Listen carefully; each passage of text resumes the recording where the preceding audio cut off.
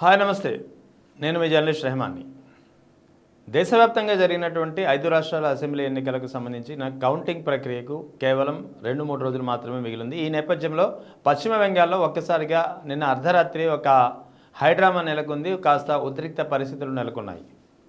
ఏవైతే వాస్తవానికి 2024 ఎన్నికల తర్వాత ఈవీఎంల ట్యాంపరింగ్ అని, ఈవీఎంల హ్యాకింగ్ అని వీటిపై ఆరోపణలు, విమర్శలు వెల్లువెత్తుతూ వచ్చాయో, ముఖ్యంగా ఆంధ్రప్రదేశ్ ఎన్నికల నేపథ్యంలో ఆంధ్రప్రదేశ్ ఎన్నికల ఫలితాలపై చాలామంది సందేహాలు, ప్రశ్నలు లేవనెత్తారో, ముఖ్యంగా ఈవీఎంల విషయంలో ఈవీఎం ట్యాంపరింగ్ జరిగిందనే ఆరోపణలు పెద్ద ఎత్తున వినిపించిన పరిస్థితి అందరికీ తెలిసిందే.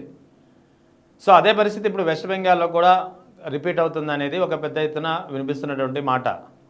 అందుకే అర్ధరాత్రి దాటిన తర్వాత మమతా బెనర్జీ, వెస్ట్ బెంగాల్ ముఖ్యమంత్రి, టీఎంసీ అధినేత్రి మమతా బెనర్జీ స్వయంగా క్షేత్రస్థాయిలో అర్ధరాత్రి దాటిన తర్వాత ఈవీఎం స్ట్రాంగ్ రూమ్లు ఎక్కడెక్కడైతే ఉన్నాయో ఆ స్ట్రాంగ్ రూమ్ల వద్దకు వెళ్ళి ఆమె కాస్త హల్చల్ చేసినటువంటి పరిస్థితి. ఈ దశలో వాగ్వాదం కూడా చోటు చేసుకుంది అక్కడ సెక్యూరిటీగా ఉన్నటువంటి కేంద్ర బలగాలకి, ముఖ్యమంత్రికి.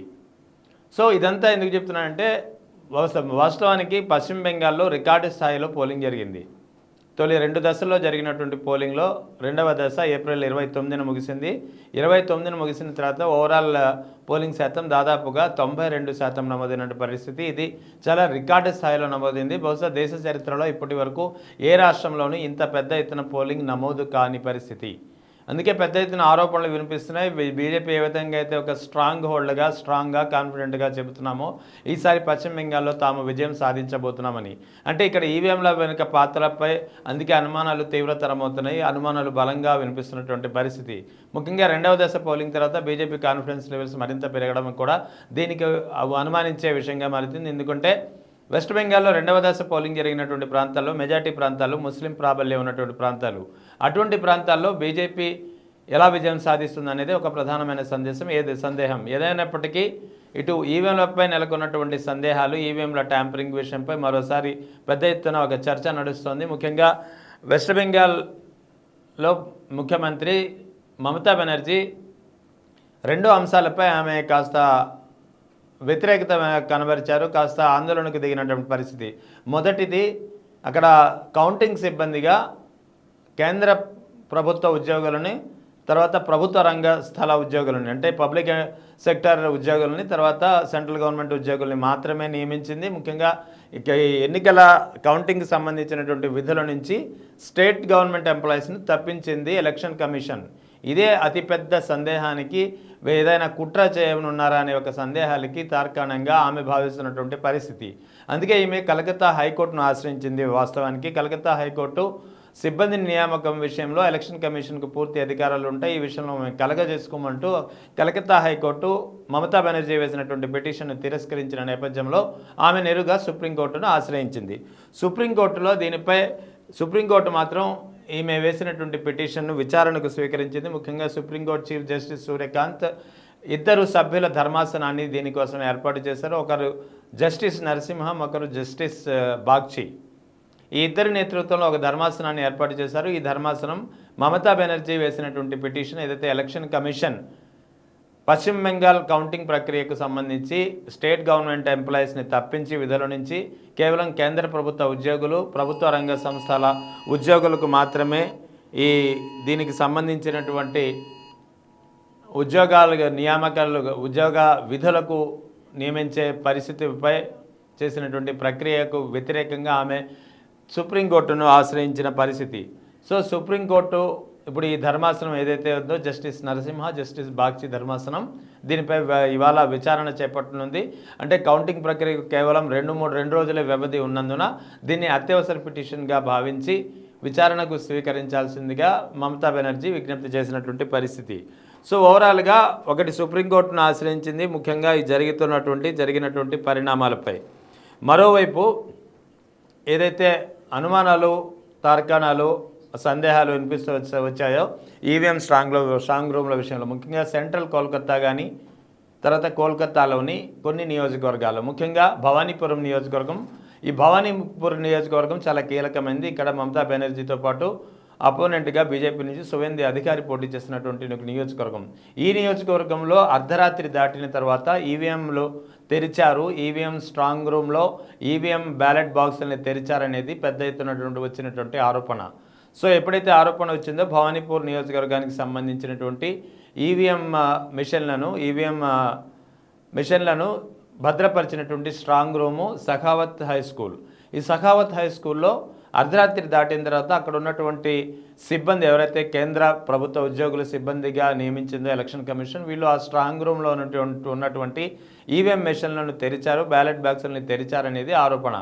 సో ఈ ఆరోపణలు ఎప్పుడైతే వచ్చాయో ఆమె నేరుగా మమతా బెనర్జీ సఖావత్ స్కూల్కి చేరుకున్నారు. భవానీపురంలోని ఈ స్ట్రాంగ్ రూమ్ కేంద్రాలకు చేరుకొని పెద్ద ఎత్తున ఆమెకు ఈ సందర్భంగా ఆమెకు కేంద్ర బలగాలకు ఒక వాగ్వాదం నెలకొంది. తొలుత ఆమెను అడ్డుకోవడానికి కేంద్ర బలగాలు ప్రయత్నించిన పరిస్థితి. నిబంధనల ప్రకారం వాస్తవానికి ఏజెంట్ అంటే ముఖ్యమంత్రి ఎవరైతే ఆ క్యాండిడేట్ ఎక్కడైతే ఆ నియోజకవర్గం నుంచి పోటీ చేస్తారో ఆ క్యాండిడేట్కు ప్లస్ ఆ పార్టీకి సంబంధించినటువంటి లేదా ఆ క్యాండిడేట్కి సంబంధించినటువంటి ఏజెంట్కి అనుమతి ఇచ్చే పరిస్థితి ఉంటుంది. కానీ కేంద్ర బలగాలు మాత్రం మమతా బెనర్జీని అడ్డుకున్నారు.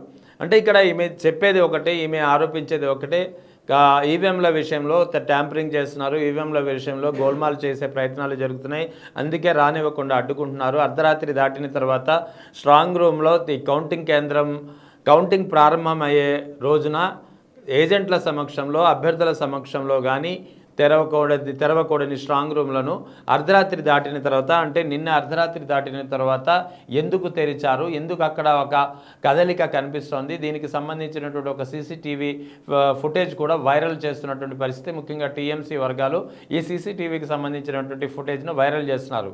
ఈ సీసీటీవీ ఫుటేజ్లో క్లియర్గా ఉంది స్ట్రాంగ్ రూమ్లకు సంబంధించినటువంటి ప్రెమిసెస్లో ఈవీఎం మిషన్లు ఏవైతే ఉన్నాయో ఈవీఎం మిషన్లకు చుట్టూ కాస్త సిబ్బంది అక్కడ కనిపిస్తున్నారు. ఈ సిబ్బంది అక్కడ ఈవీఎం మిషన్లతో ఏదో ఒకటి ప్రక్రియ అయితే కనిపిస్తుంది. ఈవీఎం మిషన్లు ఇది ఓపెన్ చేయడం అంటే ఒక ప్రక్రియ మాత్రం ఆ ఫుటేజ్లో క్లియర్గా కనిపిస్తుంది. సో ఈ ఫుటేజ్ ఇప్పుడు టీఎంసీ వర్గాలు పెద్ద ఎత్తున వైరల్ చేస్తున్నారు. ముఖ్యంగా పశ్చిమ బెంగాల్ వ్యాప్తంగా దాదాపు 77 చోట్ల ఈవీఎంల విషయంలో ట్యాంపరింగ్ జరుగుతుందనే ఫిర్యాదులు అందాయి. అయితే ఎలక్షన్ కమిషన్ మాత్రం దీన్ని నిర్ద్వందంగా తిరస్కరిస్తుంది. ఫిర్యాదులు అయితే అందాయని చెబుతోంది. దాదాపు 77 ప్రాంతాల్లో ఈవీఎం ట్యాంపరింగ్ జరిగిందంటూ టీఎంసీ నుంచి ఫిర్యాదులు అందాయనేది ఈసీ చెబుతోంది, ఒప్పుకుంటుంది. కానీ ఈ ఫుటేజ్ ఏదైతే వైరల్ అవుతుందో ఈ ఫుటేజ్ అనేది అక్కడ ఎన్నికల ప్రక్రియలో రొటీన్గా జరిగే ప్రక్రియలో భాగంగా అక్కడ సిబ్బంది దీనికి సంబంధించినటువంటి కేటగరైజేషన్ చేస్తున్నారు తప్ప అక్కడ ఎలాంటి గోల్మాల్ అనేది జరగడం లేదు అని చెప్పి తిరస్కరిస్తూ దీన్ని రిజెక్ట్ చేస్తున్నటువంటి పరిస్థితి. మొత్తానికి ఎలక్షన్ కమిషన్ పాత్ర ఇక్కడ మరోసారి సందేహంగా మారింది. ఎలక్షన్ కమిషన్ వ్యవహరిస్తున్న తీరుపై మరోసారి ప్రశ్నలు వినిపిస్తున్నాయి. ముఖ్యంగా స్టేట్ ఎంప్లాయీస్ని, రాష్ట్ర ప్రభుత్వ ఉద్యోగుల్ని ఎన్నికల విధుల నుంచి తప్పించడంపై మమతా బెనర్జీ ఒక్కసారిగా ఆగ్రహం చెంది దీన్ని ముందుగా కోల్కతా హైకోర్టును ఆశ్రయించారు. కోల్కతా హైకోర్టు దీన్ని తిరస్కరిస్తే పిటిషన్ని తిరిగి సుప్రీంకోర్టును ఆశ్రయించారు. సుప్రీంకోర్టు ఇవాళ దీనిపై విచారణ చేపట్టనుంది. సో ఒకటి, ఎలక్షన్ కమిషన్ నిబంధనలకు వ్యతిరేకంగా ఏదైతే ఇప్పటి వరకు ఒక ప్రొసీజర్ ఫాలో అవుతూ వచ్చారో స్టేట్ గవర్నమెంట్ ఎంప్లాయీస్ని ఎన్నికల విధుల్లో నియమించే విషయంలో ఇప్పుడు ఆల్ ఆఫ్ ఏ సడన్ ఎన్నికల విధుల నుంచి స్టేట్ గవర్నమెంట్ ఎంప్లాయీస్ని ఎందుకు తప్పించాల్సి వచ్చిందనేది ప్రధానమైనటువంటి ప్రశ్న. ఇక రెండవది, స్ట్రాంగ్ రూమ్లో అంటే ఈవీఎంలో ఒకసారి పోలింగ్ అయిన తర్వాత స్ట్రాంగ్ రూమ్లో ఈవీఎంలను భద్రపరిచిన తర్వాత సీజ్ చేసిన తర్వాత తిరిగి కౌంటింగ్ ప్రారంభమయ్యే వరకు దాన్ని తెరవకూడదు. కానీ నిన్న అర్ధరాత్రి దాటిన తర్వాత ఎలక్షన్ స్ట్రాంగ్ రూమ్ల ప్రెమిసెస్లో సిబ్బంది ఏం చేస్తున్నారు, అక్కడ సిబ్బంది ఈవీఎం మిషన్లతో ఏం చేస్తున్నారు, సిబ్బంది ఈవీఎంల మిషన్లతో అక్కడ ఉన్నటువంటి విజువల్స్ యొక్క అర్థం ఏంటి, ఇవే ఇప్పుడు చాలా ప్రశ్నలు, చాలా అనుమానాలకు దారితీస్తున్నాయి. మొత్తానికి పశ్చిమ బెంగాల్ ఎన్నికల తర్వాత పశ్చిమ బెంగాల్లో 2 దశల్లో జరిగినటువంటి పోలింగ్ తర్వాత ఏకంగా 92% పోలింగ్ నమోదవడంతోనే మొదటి అనుమానం, మొదటి సందేహం ఏర్పడింది. చాలా ప్రశ్నలు వచ్చినటువంటి పరిస్థితి. ఎందుకంటే ఈవీఎంల ట్యాంపరింగ్పై ఇప్పటికే 2024 ఎన్నికల తర్వాత ఇటీవల కాలంలో కొన్ని రాష్ట్రాల్లో జరిగినటువంటి ఎన్నికల తర్వాత ఆ ఫలితాలను ఫలితాల సరళి పరిశీలిస్తే చాలా అనుమానాలు వ్యక్తమైనటువంటి పరిస్థితి. ఇప్పటికే ఎస్ఐఆర్ విషయంలో పశ్చిమ బెంగాల్లో చాలా గొడవలు జరిగాయి, చాలా రాద్ధాంతం జరిగింది, చాలా గోల్మాల్ జరిగిందనే ఆరోపణలు పెద్ద ఎత్తున వినిపించాయి. ఇప్పుడు తాజాగా ఎలక్షన్ తర్వాత కూడా పోలింగ్ విషయంలో కూడా పెద్ద ఎత్తున ఆరోపణలు వచ్చాయి. ఏకంగా 92% పోలింగ్ ఎలా నమోదైందనేది ఒక ప్రధానమైనటువంటి సందేహం.